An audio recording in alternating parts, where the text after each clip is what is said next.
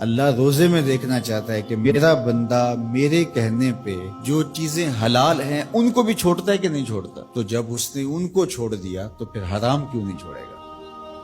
اور جس نے روزے میں حرام بھی نہیں چھوڑا، غیبت بھی نہیں چھوڑی، جھوٹ بھی نہیں چھوڑا، لوگوں کو اذیت دینا بھی نہیں چھوڑا، تلخ رویے بھی ترک نہیں کیے، گالی گلوچ سب و شتم کا مزاج بھی ترک نہیں کیا، لوگوں سے رشوت لینا اور لوگوں کو اذیت دینا بھی ترک نہیں کیا، تو پھر وہ بھوک کاٹ رہا ہے. وہ اللہ کے حکم کی تعمیل نہیں کر رہا ہے، وہ تو کہہ رہا ہے کہ میں تمہارا امتحان لینا چاہتا ہوں، تم حلال بھی چھوڑو گے اور یہ حرام بھی چھوڑنے کے لیے تیار نہیں. تو پھر روزہ ہی نہیں. ہم ہر سال مشق کرتے ہیں، ماہ سیام گزر جاتا ہے، پھر جہاں کھڑے ہوتے ہیں وہیں کھڑے ہوتے ہیں، جبکہ روزہ تو 1 مہینے کی ٹریننگ ہے. 1 مہینے کی ٹریننگ کے بعد ہمارے عیب جھڑ جانے چاہیے، ہمارے گناہ دھل جانے چاہیے، ہمارے اندر کو تقوی کے نور سے مالا مال ہو جانا چاہیے. لیکن ہم نے مشق کی نہیں، ہم کام چور رہے. تو پھر نتیجہ کیا ہوا کہ جہاں کھڑے تھے وہیں رہے. روزے کا مقصد اتقاء کو پیدا کرنا ہے، اور ہر وہ کام جو اللہ کی ناراضگی کا ذریعہ ہے اس کو ترک کرنے کا نام تقویٰ ہے.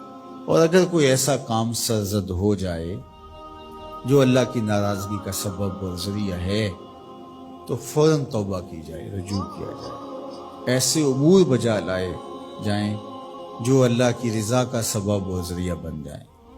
حضور نے ارشاد فرمایا، حضرت معاذ بن جبل رضی اللہ تعالی عنہ سے مروی ہے، اتق اللہ حیث ما کنت، تو جہاں بھی رہے اللہ سے ڈرتا رہے. خلوت میں ہو، جلوت میں ہو، گھر میں ہو، مسجد میں ہو، بازار میں ہو، تنہائی میں ہو، ہجوم میں ہو، جہاں بھی تو رہے اللہ سے ڈرتا رہے.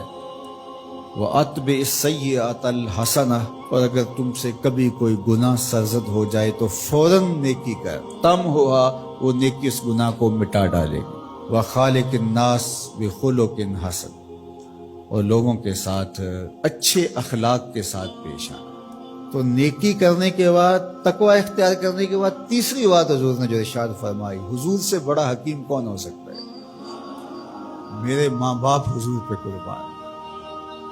یہ ہوتا ہے، تھوڑی نیکیاں کر کے لوگ پھول جاتے ہیں، تھوڑی سی پرہیزگاری اختیار کر لی تو سمجھے کہ ہمارے جیسا زمانے میں کوئی نہیں ہے. کوئی کارنامہ سر انجام دے دیا، کوئی کام ہو گیا تمہارے ہاتھ سے تو تم لوگوں کے ساتھ بدتمیزی کرنے لگ جاؤ، تو یہ تو ہمارا دین نہیں کہتا.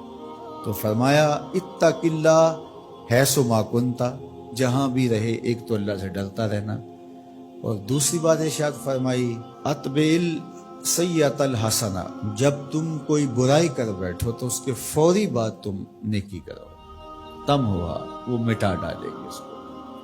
لکھتے لکھتے دھبا لگ جائے تو اس کو ریموو کر دیتے ہیں نا. زندگی میں چلتے چلتے گناہ سرزد ہو جائے تو نیکی سے اس کو ریموو کر دو، تم ہوا مٹا ڈالے گی اس کو. اور پھر تیسری بات فرمائی وَخَالِقِ النَّاسِ بِخُلُقٍ حَسَنٍ، لوگوں سے رویہ اچھا رکھنا، لوگوں کے ساتھ حسن سلوک سے پیش آنا، بدتمیزی کی زندگی نہ گزارنا.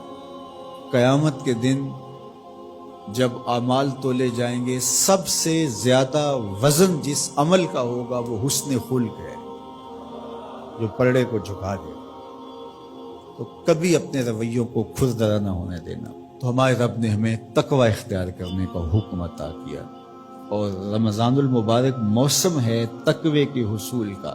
زندگی ثمر بار ہوتی ہے اور تقوی کا پھل لگتا ہے. روزہ تقوی کی نشأت کا ذریعہ ہے، روزہ پیدا کرتا ہے اتقاء. لعلکم تتقون اس پہ شاہد عادل ہے. تو اس لیے مجھے اور آپ کو جائزہ لینا پڑے گا کہ ان دنوں کے اندر ہمارے اندر کوئی تقوی پیدا ہوا ہے یا نہیں ہوا.